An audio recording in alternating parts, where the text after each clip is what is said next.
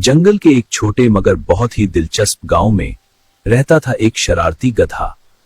वो गधा न सिर्फ बहुत दोस्ताना नजर आता था बल्कि अपने दोस्तों के साथ खेल खेलने में भी माहिर था। लेकिन इसकी एक आदत थी, एक ऐसी आदत जो जंगल के सब जानवरों के लिए हमेशा हैरानी और कभी कभी परेशानी का सबब बनती है। आज भी जंगल में एक छोटे नाजुक खरगोश की जिंदगी थोड़ी साम में थी। गधे ने बड़े प्यार से खरगोश को अपने पास बुलाया। कुछ देर तक उससे इधर उधर की बातें करता रहा और फिर उसे गाफिल पाते ही एक जोरदार लात मार दी। बेचारा छोटा सा खरगोश भारी भरकम गधे की जोरदार लात पड़ते ही गेंद की तरह अछलकर दूर जा गिरा। कई पसलियां टूट जाने से वो बुरी तरह तड़पने और करपने लगा। अपनी इस शरारत पर गधा बहुत ही खुश हुआ और जोरदार ठट्ठा लगाता हुआ एक तरफ को चला गया। गधे की ये शरारती आदत बहुत पुरानी थी। वो खड़े खड़े बुला वजह किसी को भी लात मार देता था। जंगल के भी छोटे बड़े जानवर उसकी इस शरारत से अक्सर परेशान रहते। कुछ बुजुर्ग और जहांदीदा गधों ने कई बार समझाया भी, लेकिन वो अपनी हरकतों से बाज नहीं आया। इसी तरह की बातों से वो नसीहत करने वालों को बेवकूफ बनाकर मन ही मन बहुत खुश होता है। इसकी ये याराना मुस्कुराहट भरी बातों से वो इसकी शरारत को ताड़ जाते और समझाते, बरखुदार, रिश्ते में हम तुम्हारे बाप हैं। अपनी नाराजगी का इजहार करने के लिए लात मारना हमारी फितरत है, लेकिन बिला वजह किसी को भी लात मार देना शरारत है, बुरी आदत है। बुरी आदत है।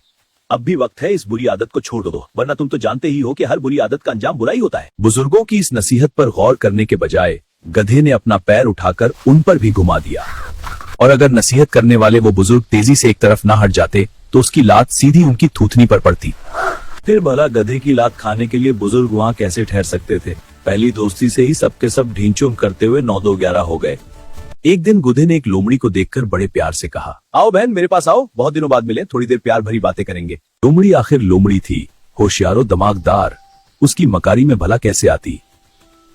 वो उसकी झांसा देकर लात मारने वाली आदत से बखूबी वाकिफ थी। गधे की बात सुनते ही वो उसे देखते हुए बड़े प्यार से मुस्कुराई और दिल में सोचा, कमबख्त तू, मुझे क्या सिखाता है, मन नहीं हिला रहा। मैं खुद तुझे आज ऐसा सबक दूंगी कि जिंदगी भर के लिए अपनी ये लात मारने की आदत भूल जाएगा। लोमड़ी दिल ही दिल में सोच रही थी, तेरी इस बुरी आदत से दूसरे कमजोर जानवरों को हमेशा के लिए छुटकारा मिल जाएगा। ये सोचते ही लोमड़ी ने अपने चारों तरफ देखा, फिर दिल ही दिल में मुस्कुराते हुए बड़े प्यार से गधे से बोली, मेरे गधे भैया, मैं बहुत दूर से आ रही हूँ और बहुत ही थकी हुई हूँ। मेहरबानी करके तुम ही अपनी इस बहन के पास आ जाओ। इतना कहकर लोमड़ी लड़खड़ाते डगमगाते कदमों से चलकर सहारा लेने के लिए एक बहुत ही बड़े पत्थर से टिक गई। मुझे बहुत कमजोरी महसूस हो रही है। लोमड़ी की बात सुनते ही अपनी शरारती कामयाबी के ख्याल से गधे का सीना खुशी से फूल गया और होंठों पर प्यार भरी मुस्कुराहट लिए वो जल्दी से लोमड़ी के पास आ गया। लोमड़ी को गाफिल रखने के लिए कुछ देर तक वो उससे बहुत ही मीठी मीठी बातें करता रहा। हाँ, बिल्कुल फिक्र मत करो। फिर आदत के मुताबिक अचानक ही लात मारने के लिए उसने अपना पैर पूरी ताकत से लोमड़ी की तरफ घुमा दिया।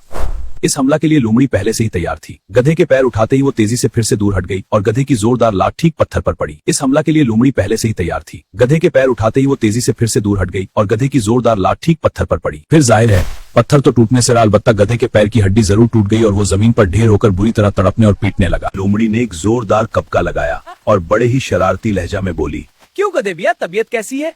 अपनी बहन के साथ शरारत करते हुए तुम ये भूल गए कि तुम्हारी ये बहन जंगल की सबसे बड़ी मुकारा है, वरना अभी तो एक ही टांग टूटी है, फिर बाकी तीनों से भी महरूम हो जाओगे। ये कहते ही वो जोरदार कहकाओं से गधे का मजाक उड़ाते हुए जंगल की तरफ चली गई। मच्चू महज अपनी लात मारने की बुरी आदत की वजह से गधा अपनी एक टांग से माजूर हो गया, कर जिंदगी की एक बेहतरीन नेमत से हमेशा के लिए महरूम हो गया। इस इबरत आमूज सबक से उसकी ये आदत हमेशा के लिए छूट गई। अपनी टूटी हुई टांग को देखकर वो अक्सर सोचता, काश अपने बुजुर्गों का कहना मानकर मैंने ये बुरी आदत पहले ही छोड़ दी होती, तो आज मेरे चारों पीर सलामत होते और मैं उपाहजों की जिंदगी नहीं गुजारता।